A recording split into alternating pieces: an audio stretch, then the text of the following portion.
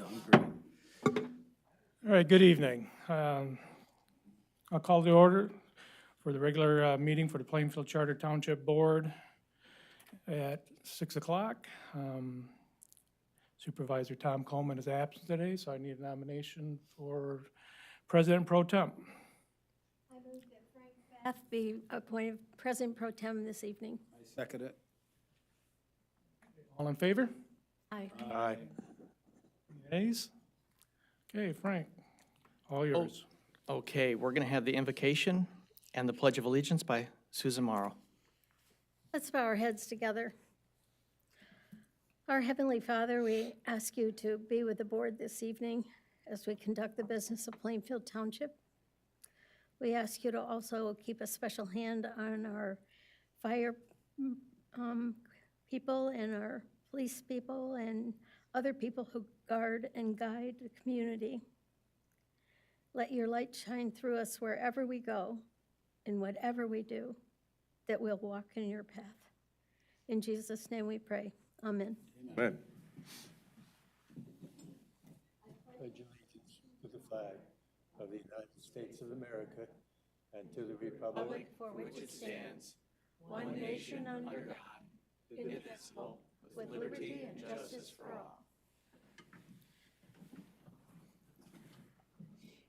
Okay, now is the time we have public comments. If you have a public comment, if it's something we're going to cover, you can wait until we cover it, but you don't have to. If you'd like to make a public comment, you just come up here and give your name and address, and you can go and give your public comment. We limit the public comments to 3 minutes, and it's not a back and forth, it's just for you to make your comments. Does anyone have any public comments to make? Okay, we'll move on then. Next, we have review of the consent agenda. Can I get a motion? Not for me. I know, for the consent agenda? I make a motion that we approve the agenda and the consent agenda and accounts payable. Support. We have support by Jack. Roll call vote? Mr. Pfaff? Mr. Pfaff? Yes. Mr. Erminga? Yes. Ms. Beatty? Yes. Mr. Hagedorn? Yes. Mrs. Morrow? Yes. Mr. McKellar, yes. Okay, next we have a presentation of our community policing and ordinance enforcement. It is our 2024 year in review.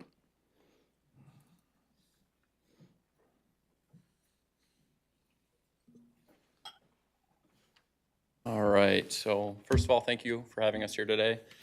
I'm Deputy Jake Connor. This is my partner, Deputy Mills. You know us, most of you, but we wanted to come up here and talk about what we did this year. But we also have a special guest today. This is our Lieutenant Van Single. You want to say a couple words of your role? Good evening. Thank you for having me. Lieutenant Jennifer Van Single. I'm a lieutenant with the Enforcement Division. So I am your liaison to the Sheriff's Department. Some of you I've met, most of you I haven't. So I just want to take a minute to introduce myself. If you have questions afterwards, or some of you have my contact information, feel free to reach out if you have any questions, especially about the enforcement patrol side of the Sheriff's Office. All right, Jake made a outstanding presentation for us, so. I know that most, what we focus on is code enforcement, but besides that, we will dwell into our education and community engagement, but we'll touch on code enforcement first. 416 complaints for 2024. That's not all of them that came in, those are the ones just made to BSNA. With that, it's hard to quantify that, just because how we do it is when a complaint comes in, Jake and I have established a system where we address the issue. If there's a problem, then we give them 2 weeks. And then as long as there's good communication, we can work with them. We try to focus on education. We're not trying to cite and bill everyone, but yeah, only 5 of those cases ended up going to court, and they were all approved by the judge, and most of them were all cleaned up, or they were all cleaned up. So those are the 5 addresses that we went to that year. These are our most common enforcement issues. Obviously, tall grass in the summer. Recreational vehicle parking is always a big one that we touch on. Sidewalk obstructions, which includes snow removal, or if the sidewalks in front of the properties become, if they need to be repaired, so.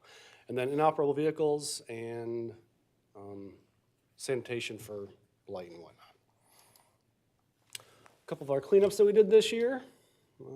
This is one of our popular one on Coits, or on Coit, so. How many dumpsters did we take out on that one? It was a lot, Yeah. 6 or 7 at least. So. And there's several meetings with the homeowner before we obviously get to that point, so. It's not a quick thing. The court process is not as timely as it is with enforcement either, so they tend to take several months to get them into court, and then court order, and then clean up, so. Go. Yes, go ahead. Who pays for that? Yeah. Up front, it's the township, and then it's put on a lien on the property for when the house gets, or the property owner either pays for it or puts a lien on the tax, or the house when the house is sold. The one on Coit there, that one was put on a lien, and that house was just sold and has new owners, so. The cleanup alone for that property was around $9,500, charged to the township, but then we recovered all of our funds. Thank you. I have a question then, if we're asking questions in the middle. Are those calls, are they up or down from past years? I think it's hard, just because with Susan Thompson moving on, I think it's hard to adjust from year to year. The numbers entered in BSNA were up last year compared to '23, but I think, I don't know how to really. I would say they went up this year for sure. I think last year we had around 350 that were entered into BSNA, if I remember correctly, and this year we had about 420. Nick had quite a few of those ones, so together we've seemed to increase the numbers because we are able to go out and do a little bit more enforcement and education, but also keep them documented. We have a good thing going with code enforcement right now. Yeah, documentation, oh, go ahead. Yes. Mowing. We used to have at our church, a group of guys that when somebody would get into a jam with, grandma's yard hasn't been mowed and she's getting heat, that we would go mow that. Is there a mechanism in place like that anywhere in the township where you can get some volunteers together to go take care of something like that? We have not found a volunteer group for that. Jake and I have tossed around the idea of like a community action group like that, but we haven't had luck with it. So when they do get vendored, it gets vendored out to a local company. There's also had discussions with the township here about liability. If someone was to be injured and it was a township project, would that fall on us? So there was discussions about that. So that's kind of been pushed off for right now. Yeah. Yes. How do you define inoperable vehicle? Has to be completely road legal and be, Current license? yep, lights have to work, has to start, tires are good, windshield's good to go, has to be properly plated. If they keep it in their garage, that's fine, but as soon as it's in the front yard and looks like a junky car, then they get a letter from us, so. Forgot what I was about to say. Yeah, we don't make them go out and start it up. I feel like that's a bit of a stretch, so. As long as it appears operable, then that's what we go with, so. Coffee with the Cops is going good. We do it every Thursday minus holidays, and then rule of thumb is if school's canceled, we try to cancel coffee. That way we don't have everybody driving out in the weather. So it's between 30 and 40 every week.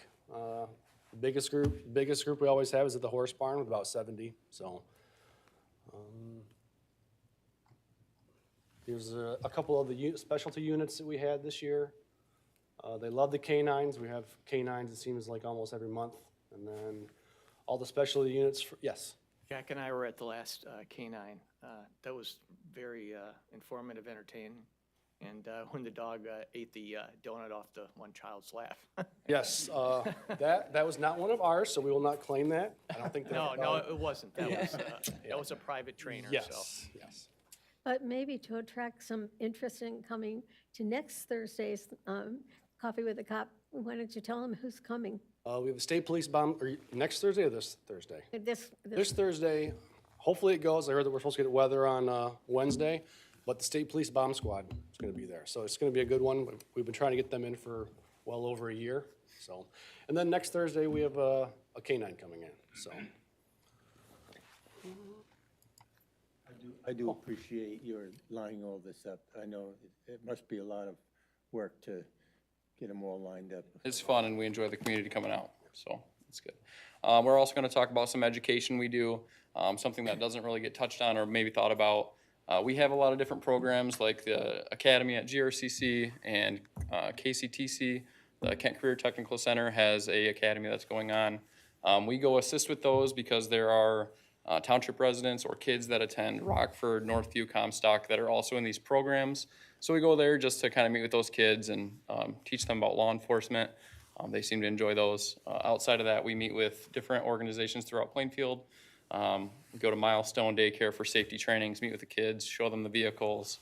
Lots of safety education. At the SCORE, we taught their safety team just of what to do if they get a combative subject. We do that as much as we can. If people want us to come in, we also work with churches. If a church wants us to come in to train their church security team, we'll do that.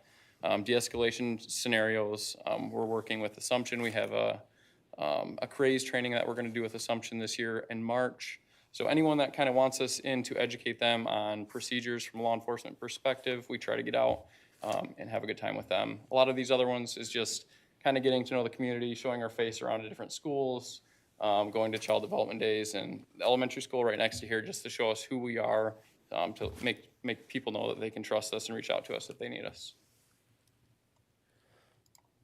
Events is a big thing. We go to events all throughout the county, and all of them encompass Plainfield. The Kosminski basketball game, these are events that we just did this last weekend, but they're every single year, where we raise money for subjects in need throughout the whole community, and we have participants from the township that donate to this cause. It's just a one-day event. This year was pretty good event where we raised about $20,000. We go to KDL, we do the torch runs for Special Olympics. We just started the ice cream social event at Verslus Park, and that was a really good turnout, and we're probably gonna do that again this year. Adoption Day, National Night Out's a huge one where we go assist with Rockford, back to school events, career fairs up at different colleges, and then just assist any other area that needs it. I'm gonna go through a bunch of photos we took this year as far as some of the events we were at. Just a Speedway event, 7-Eleven, where they were giving out free stuff. We had a fire truck out there, and then we were out there as well. All the schools usually want us to come out just to show our face with the kids, so some images there. We did a event at AJ's where we got to go hang out with some kids and ride go-karts, play mini golf, just socialize with the kids there. Shop with the Sheriff at Plainfield Township Meyer is a pretty big event where we host about 40 kids from the area and that may be misfortunate or might not have some funds for Christmas. We'll take them shopping, and Meyer provides generous donations to get those kids some of the things they might need. Here's some other photos just from around the township, other events we go to. We try to stay as busy as we can. Main thing is trying to hear about some of these events, just knowing that they're out there and happening. If we hear about them, we're probably gonna be at them. Just to spread our word and get our face out there. Help people when they need it. Hold on a second. Nick, how many hours of training do you need to install a car seat properly? Well, there's a good one. 32 hours. 32 hours of training to be a certified car seat installer. That blows my mind. It tells me my kids were very unsafe when they were young. I know that all of mine were put in improperly, so, yeah. Humbling. Some other things we do, we patrol the White Pine Trail. We recently got some electric bikes to help us patrol the township and potentially the trail area just to make sure people are not hiding back in places we're not super unfamiliar with. There's a lot of territory back there in the woods that we've had some reports on, some people potentially being back there, so just getting out a little bit more. And then these are all just other events. Another big thing we do, if you see us at our desk, we're on court, not specifically doing court cases, but speaking with our attorneys, asking questions, and just doing Zoom conferences to figure out the best alternative for a problem we're having. We also do sex offender verifications. So throughout the township here, there's 84 subjects in the township that are on the sex offender registry. That number is not higher than any other location based upon population, so it's not abnormal. We only had 5 non-compliance this year where warrants were issued, and everything went pretty smooth with that. It's just a very time-consuming process where we have to verify addresses, verify they're still residing there, and actually make physical contact with someone just to know that we know where they're at and that they're still abiding by the registry. Business relationships, here's just a list of some of the businesses that we try to make connections with, and we are gonna try to be out even more this year, making more relationships with different businesses, just helping them where they need it. If they need some education about safety, anything they might need, just if they have maybe a problem in that business that they don't wanna call 911, but they wanna report later, or just want some intel from us as far as criminal, where to go with some sort of crime that might have happened, we can give them the answers for that. So the relationships are huge within this township. Additional responsibilities, we talked about car seat installations. We have the additional responsibilities of being a part of the TAC team, being a sniper, VIP details that were very important this year, and they were calling us constantly. Being on the honor guard team and the drone unit. All things that require additional training and pull us away occasionally, but it's all great to have for the township in our opinion. Flock, we have several flock cameras throughout Plainfield Township, and the number of 487 flock alerts was throughout the county, and that led to several other investigations.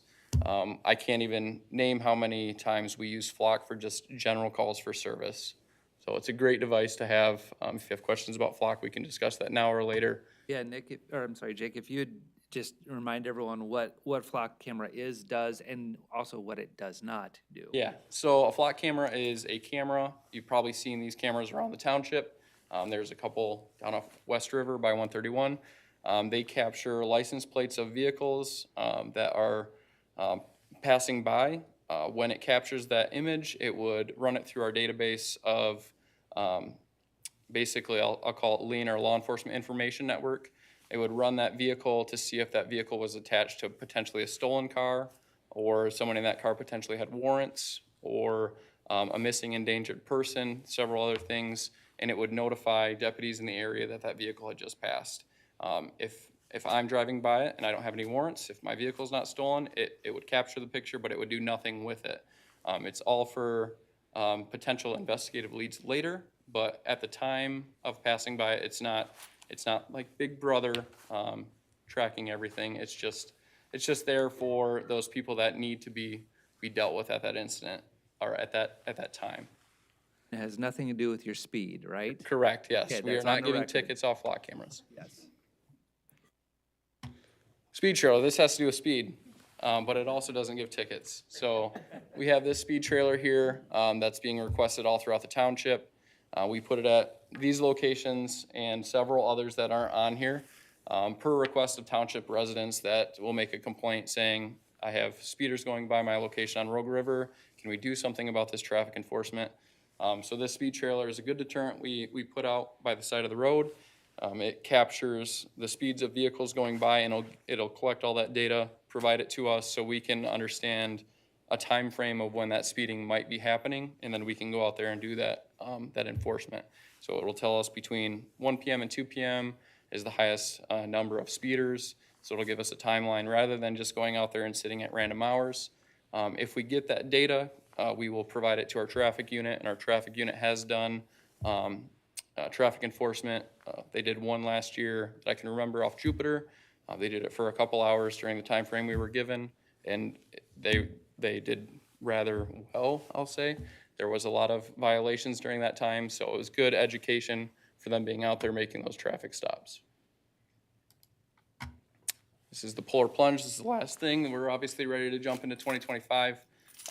We just did our polar plunge this last weekend. It was very cold, if you were wondering. I think Nick's still trying to warm up, so. That's all we have for our presentation, so thank you very much for your time. If you have any questions, like I said, right now or later, if you ever want to approach me, just let me know. Thank you. We just appreciate you very much. Yeah, Thank we you for your appreciate you. service. Very much. Okay, next we have new business. We're gonna go into the approval of the resolution to authorize the signature for MDOT contract 24-5319. Are there any residents that have any questions on this? Okay, any board members that have any questions? No? Bless you. Pardon me. Just a quick explanation. So this was missed last month when you approved the actual contract with MDOT. Apparently MDOT was looking for the contract approval plus a separate resolution on the board to authorize a signator for the contract. Why that was two separate things beyond me, but we're not used to working directly with MDOT. As a township, we don't get direct funding on these projects, so this is a little bit of a new territory for us. So our apologies, we missed this last month. This is catching up with the other document that you already approved. Okay, can we get a motion? I motion that the township approves MDOT contract 24-5319 and fully authorizes Plainfield Charter Township Superintendent Cameron Van de Weingarten to sign all documents pertaining to MOOT contract 24-5319. Support. We have support by Sue. Thank you for catching the typo. It should be MDOT, not MOOT. I see where you read that. It's, One never we got to knows. make that correction, but it is an MDOT contract. Roll call. Mr. Reminga, Yes. Ms. Beatty, Yes. Mr. Hagedorn. Yes. Mrs. Morrow, Yes. Mr. McKellar, yes. Mr. Pfaff. Yes. Motion carried. Okay, next we have to approve a new 3-year local road maintenance plan with the Kent County Road Commission and approve the budget expenditure of $750,000 for 2025 for local road projects. Cameron, did you want to say anything on that? Yeah, talk about roads just a little bit here. First, I want to start with a point of pride, and we should all be proud of what we have accomplished over the last number of years. For those who've been on the board a little bit longer, you know we've ramped up the amount of local funding for roads over a number of years. And starting in 2019, we committed much more than we had ever done before. We had ramped up from, I think it was 180,000 to 250,000 to $500,000 to 750,000, and many of you gulped hard at that number. But this is the result. So this is our PACER rating. That means basically good, fair, poor condition rating as provided by Kent County Road Commission. And you can see the substantial leap that we've made, and this doesn't track back to when we really started making that incremental improvement or increase in our funding, but just in the last 5 years, you can see how much improvement we've made from 2020 to 2024. This is a good trajectory. This is the pace we want to be on. I do want to caution, though, that it gets harder as you get closer to 100 because a lot of the gains that we're seeing are a change of approach. Back in the day, we used to do what was called the worst first. So you would spend, in over years, we would spend the entire road budget on one road that needed a lot of work. Now we're doing what the Road Commission refers to as a mix of fixes. So we will do some of those roads, but we're also going to do pavement preservation, which means there's roads that may look perfectly fine, but they're gonna get a light treatment to make sure they stay perfectly fine. Jerry Byrne likes to refer to that as a coat of wax on your new car. It makes it last longer. It means that it's longer before you have to do that full replacement of the road, which is over time a cost savings for the township, the road commission, and for the public. So that's why, as we get closer to 100%, it gets tougher. That hill gets a little bit steeper at the end. But at the pace we're going, we're making some great headway. Personally, I'm hearing less complaints from residents about roads in general. There's still, 29% that are rated poor. There's still residents with poor roads. but a whole lot less than there used to be. And it's showing in some of the, it's reflecting in some of the comments from residents as well. The other piece that I think is helping with that is our move to a multi-year planning tool that helps residents understand that their road is either going to get replaced this year, next year, the following year, or somewhere beyond that. And at least that gives some sense of priority to what the road commission determines as the right group of fixes for our budget for each year. And it's, again, it's not based necessarily on worst first. So as you look at the multi-year road and project list, a couple of things are going on here. First, we rely heavily on road commission's input on what needs to be fixed.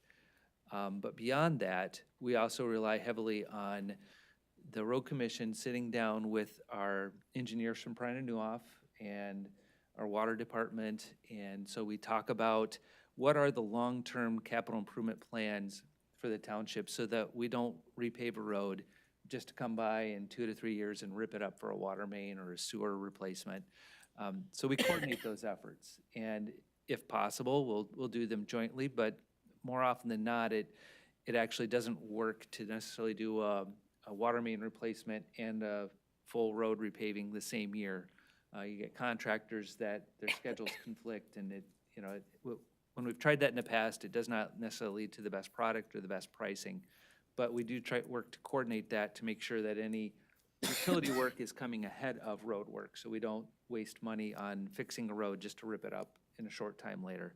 So that work is coordinated, but then the road commission also focuses on trying to do neighborhoods at a time, and that is largely for getting best pricing. So if their contractor can tackle an entire neighborhood versus one road here, one road there, they can get better pricing for that. And so we've seen success, I think, from that last graph, taking this approach. That also means that not every road in a neighborhood is going to be in the same shape. Some are in worse shape than others, but they're likely all going to get the same treatment in that neighborhood. It might be a real light surface top, like an extra, what they call an ultra thin layer, or it could be a 1-course mill and fill. It could be a 2-course. Very rarely do a full reconstruct where they're down to bare gravel and starting from scratch. That's usually with a utility project. Most of our roads are not so far gone that we have to go that far just for a road repaving.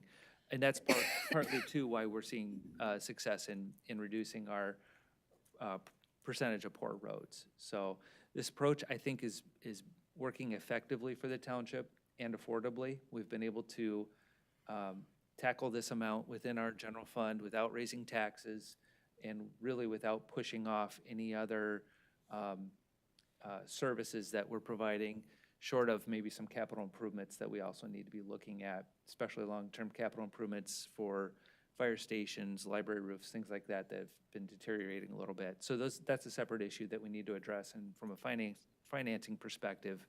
But from an operational perspective, we've been able to do this and add firefighters. And I think that's kind of a key component. We've been able to address public safety and roads, two of our residents' biggest concerns and biggest things that they're looking for their township to handle. So I'm proud of where we've been with roads. I think we're on the right path, no pun intended.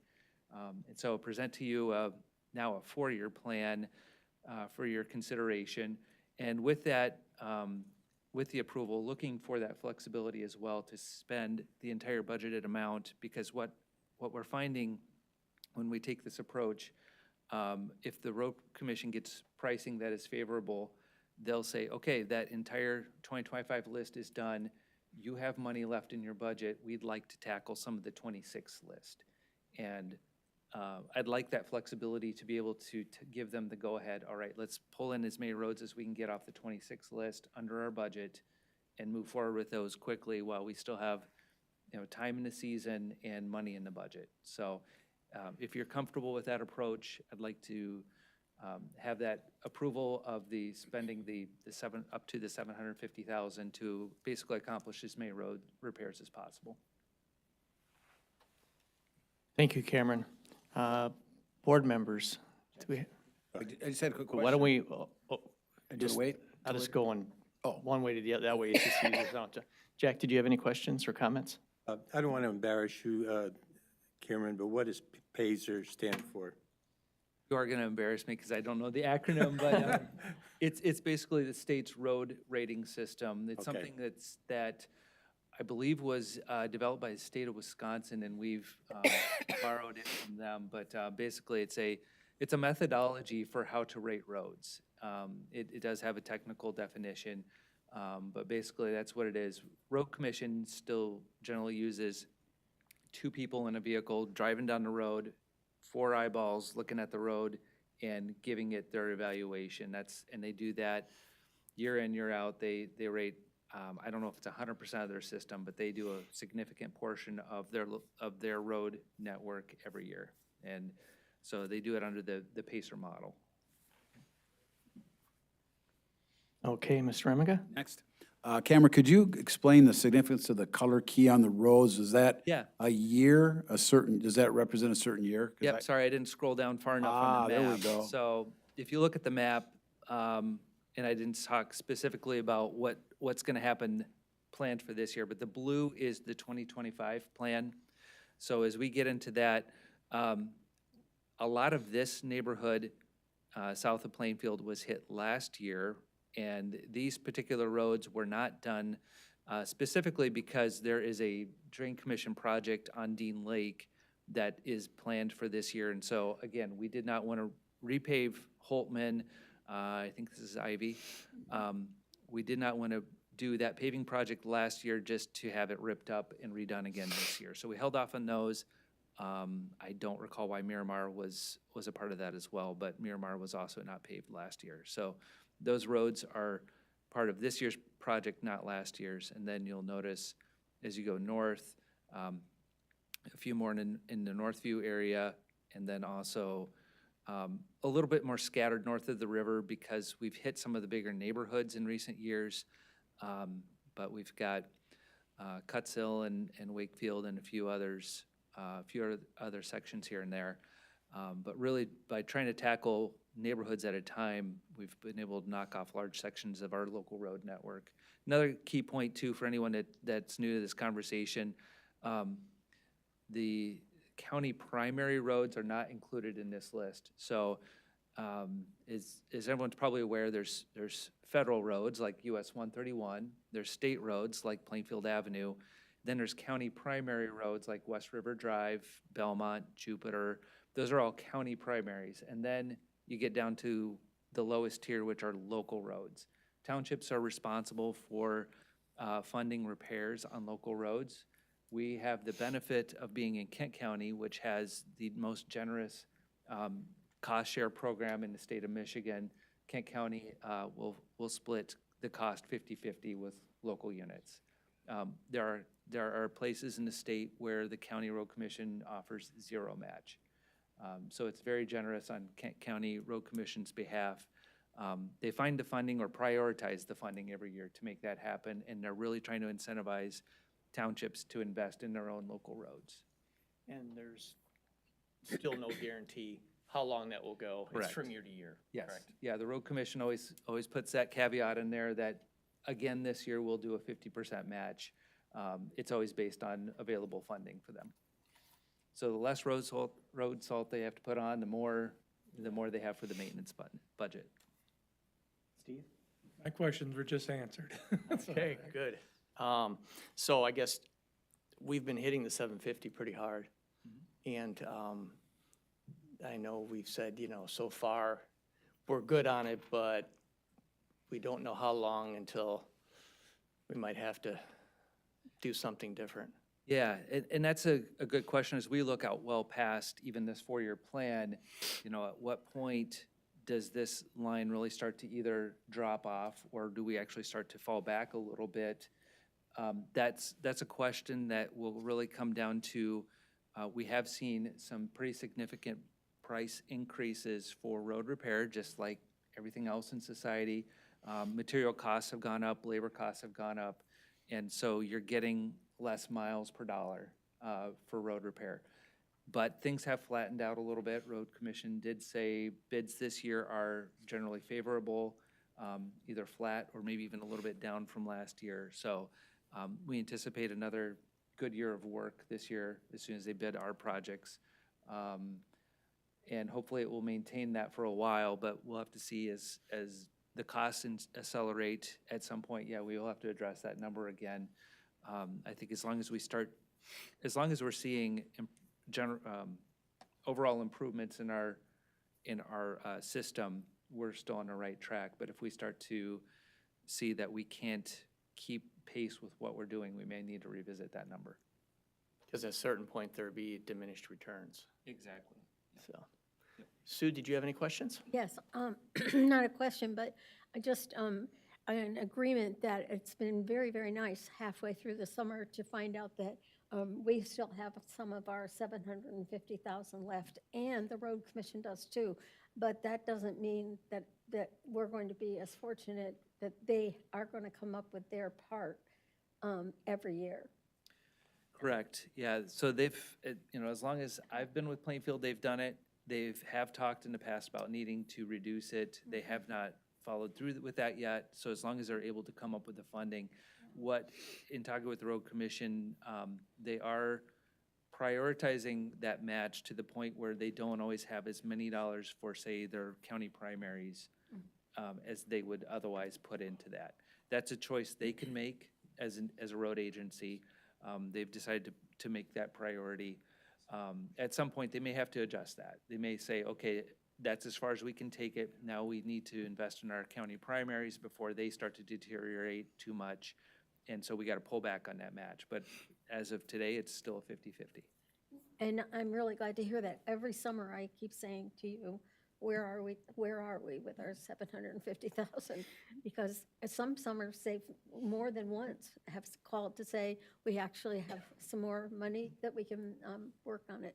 And so I think our plan is really, really good when it works, but we also have to be aware of we're dependent on their income, their match. Thank you. Kathy? I'm just really proud that we're making this a priority. And I was in a meeting this morning with the mayor of Kentwood, and he said that Kentwood roads are the best in the county. So competition's on. We'll catch up with them. What was their rating? I don't know. I'm going to ask now, though. Yeah, see. Mayor Kepley's an engineer by training, so you may want to Oh, be careful about if you challenge him on that, so. okay. Thanks. Sorry. Paiser is pavement surface evaluation and rating. Thank you, Jack. Appreciate that. Google, huh? Quick on the research. Thank you, Google, yes. Okay, so I guess a motion is in order.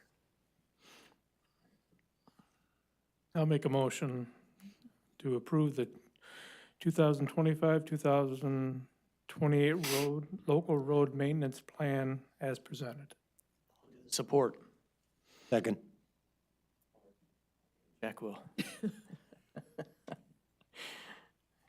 Okay, Roll call, Ms. Beatty, Yes. Mr. Hagedorn, Yes. Mrs. Morrow, Yes. Mr. McKellar, yes, Mr. Pfaff, yes. and Mr. Remiga. Yes. Motion carried. Okay, time for superintendent comments. Okay, a couple of items.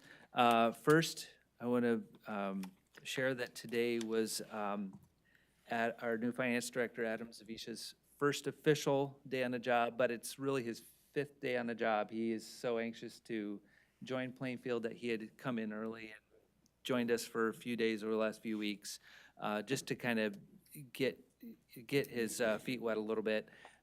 So he jumped in today, jumped in some meetings, asked some really good questions. I think we've got a very bright and capable finance director, and I'm very glad to have him on board. So if you happen to be around during office hours, make sure you stop in and say hi. One thing that you may or may not be paying attention to on a state legislative level is the debate over minimum wage sick time laws that were kind of a surprise last year from the Supreme Court. There was some legislative action in lame duck that didn't get completed and now has already been one of the prime items on the docket for this year. Just want to give you a sense of what this means for Plainfield. After looking at it, the direct effects are not great for not substantial. I'll use the correct terms here. Not substantial for Plainfield.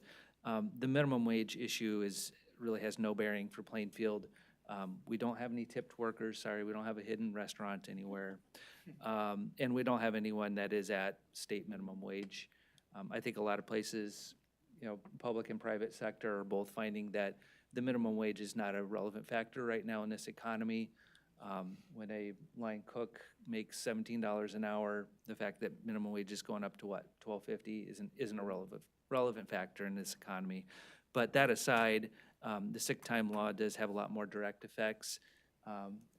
The short of it is that anyone in the state of Michigan that is working part-time or full-time, then this new law would require that the employer provide minimum 1 hour of sick time for every 30 hours worked. In terms of Plainfield's policies, our full-time staff, our policy that's been around far longer than I have is far more generous than that. And even for our paid on-call fire and other regular part-time staff, Jen and I just reviewed it today. We had a policy of 1 hour for every 35 hours worked. So we weren't far off already. So we'll have to tweak that, presuming that this does go into effect on February 21. But that's of a nominal financial nature for the township. Probably the bigger piece will be back-end reporting and recording of this information. And so that's more on the administrative end. We'll have to reconfigure some of the way that we record this and handle sick time reporting. Something that we can handle, but it'll be less of a public-facing issue. So just want to give you assurances that should this go in effect, this will not have a substantial financial impact on the township. It will have a little headache for administration as we work through the details, and even worse if it goes in effect and then gets changed shortly thereafter, so we'll have to change it more than once if that happens. But we're prepared for that and ready to respond as needed to that. Cameron, does that also include summer temporary help? Correct. What we did clarify, or MTA, shouldn't say we, MTA clarified, it does not include you as elected officials. I don't know if that was a question in your minds, but no sick time. It also does not. I'm good. It also does not affect appointed, so say planning commission members, because that was a question in my mind. We pay planning commission members on a per meeting basis. Does that mean they get sick time? Well, they've clarified that, no, they don't. So appointed positions also are not eligible for this as well. There's the state has a test that they put in place to define what an employee is, and I guess the best way to say it is if it walks like a duck and talks like a duck, it's probably a duck. So is the position look and act like an employee of the organization, or is it a boarding commission that meets monthly and for an hour or two a month? That's not truly an employee. So that standard is in place. So yeah, it does affect seasonal employees. So if someone is working for us just for a summer, but they're working in a regular part-time role, then it does apply. Last item on my list, I had a chat with Tom Coleman today.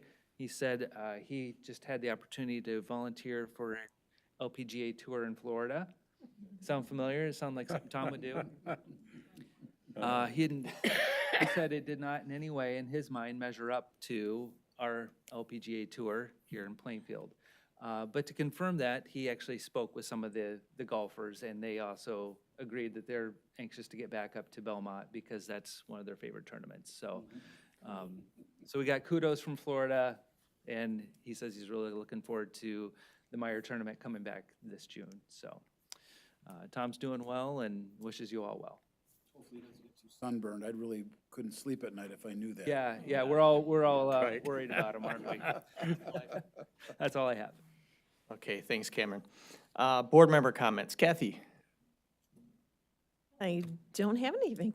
I'm all set. Appreciate Okay. all of you and those folks who came out, and look forward if you have any questions for any of us. Sue? We are in the beginning of planning for Mill Creek Days. And it is Friday and Saturday, August 8th and 9th. And in the steering committee was Jennifer from the fire department. So all of our fire trucks and all those other kind of things, we've got a place for them in the parade. And a variety of, of other things that will take place, but they're actually already beginning to ask people, for example, I got an application today to be in the crafts. There's 40 spots for craft people, and I already got an application today. So if you're interested in what the program is, it's 2 days with bands and parades, and hopefully we'll get Ben Green to come sing the national anthem. It was a real treat last summer in the middle of West River Drive to have all the traffic stop so that Ben could sing the national anthem a cappella. And I will hope that he'll do that again. I was so glad to have Jake and Nick make their presentation tonight. What a difference the whole attitude toward ordinance enforcement has been this year. And it has nothing to do, in my mind, nothing to do with the people that have served in that job. I think that those two guys in those uniforms are making a huge difference when they go knocking on people's doors. And I had 2 or 3 complaints during the campaign, and people told me that things weren't right, and I mentioned it to Nick and Jake, and they took care of it just like that. And I'm just so pleased that they are very committed to doing a good job for Plainfield Township. I noticed that we're going to replace the carpet at Comstock Park Library. Do you know whether we're having to do it where they raise all the bookcases and everything, or are they putting it around when we did Plainfield Library, we actually had to hire a company from Ohio to come and lift the book racks. I didn't know the Is answer, it? but Jen says yes, we need to raise the book racks, so. Yes, it's fascinating. Good, I'm glad. I'd like to go see that. It was really fascinating. And again, I just want to give credit for Coffee with a Cop. Those two guys said, oh, what did they say on the chart? 30 or 40 people here. And I look out in the audience and I see some people that are here every single Thursday. And with the dunking last Saturday, I think that the Coffee with a Cop people donated over $800 that we gave to those guys for being stupid enough to dunk. And no, they kept trying to talk other people into doing it, but we decided to just pay up. But anyway, that's all. Thank you very much. All right, Steve? Last Thursday, we had the privilege of being, our election was audited by the county. We actually had 4 precincts out of 11 audited. County was very happy with how our audit went. No, as Tina put it to me today, business as usual. Everything went well. Also had the privilege of attending a class in Mount Pleasant for newly elected officials. The morning we're all together. In the afternoon, we all broke up, so I was in a room with all new clerks, or it wasn't all new clerks, but it was mostly. And I just want to say that I am so happy and privileged and honored to be on this board and in the past worked for Plainfield Township. The teamwork that we have as a board that I'm feeling being a new board member, and the teamwork that the board and our staff have had over the years is second to none. There were some horror stories up there I got the privilege of listening to where the outgoing elected officials just packed up and left. Nothing there or infighting, and it's a privilege to be on this board and work with the staff that we have, so, thank you. Remiga. Well, I did a little research, and I think everybody got a copy of this Got it FEMA tonight. program. I'm pleased to announce that I did a lot of phone calls, talked to some people in the current administration that said that that's probably going to continue because of what happened in North Carolina and California with the fires and the floods. I also identified a couple apps, free apps, that we could promote on our website. One is Red Cross and one is FEMA. And when the Red Cross gentleman was here for Cops for Coffee the other day, I went over it with him, and he said, yeah, if you just promote it, it gives you everything. If you put your township in there, you can put your zip code in there. If we're gonna have a tsunami, it's there, but if you're not here, if you're up north fishing and all of a sudden your phone goes, I'll go, wait a minute, there's a hazardous material dump on 131 in Plainfield Township. So it's a pretty cool thing. I'll continue to follow up to find out more information on this for you. Appreciate it. Jack? Emails were sent out to strike the 2019 delinquent personal property taxes. They went to the schools, the county, the library, KISD, and they're due to return on March 31. They're basically asking the okay for us to strike those delinquent property taxes, which by law must be done by the state of Michigan. I've got 2 of them back, one of them from Steve. Thank you, Steve. So we're on top of it. Okay, I just want to echo what Steve says. We are very blessed in this township. Very blessed for all the people that serve. We're called to serve, and we're very blessed. And just want to thank everybody, and I think that's it. Thank you, Frank. Thank you, Frank. Yeah. Good job. Or